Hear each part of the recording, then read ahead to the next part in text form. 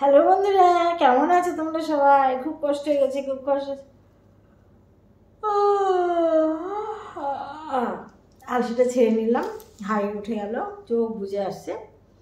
কিছু করার নেই, তবুও তোমাদের সামনে গল্পটা করতেই হবে আমার। হ্যাঁ, এতক্ষণ তো গল্পই করলাম তোমাদের সামনে এত ধরে, করার পরে এখন আবার চলে আসলাম তোমাদের সামনে গল্প করতে। কিসের বলো তো? নিশ্চয়ই তোমরা বুঝতে পেরেছো কিসের গল্প করতে আসলাম। এখন রান্নাঘরে যাব, রান্না করব, খাবো দাবো, ফ্রেশ হব, তারপরে খাটে যাব।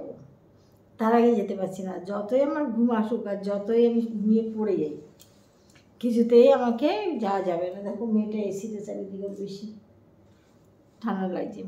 যাই হোক, যে কথা বলতে এসেছিলাম সেটা আমি বলে যাই। তাড়াতাড়ি রান্নাঘর ডাকছে আমাকে, এক্ষুনি ডাক আসবে, তাড়াতাড়ি এসো, রুটিগুলো করে ফেলো। জানো, ঠিক আছে বন্ধুরা, আর বেশি বকবক করবো না। সবাইকে শুভরাত্রি বলে গেলাম, আর গুড নাইটটা দিয়ে গেলাম। গুড নাইটটা দিতে ভুললাম না। সবাই ভালো থেকো, শুভরাত্রি। অনেক করে বেশি করে খেয়ে ঘুম দাও, সুন্দর একটা ঘুম দিলে সকালবেলা শরীর একদম ফ্রেশ।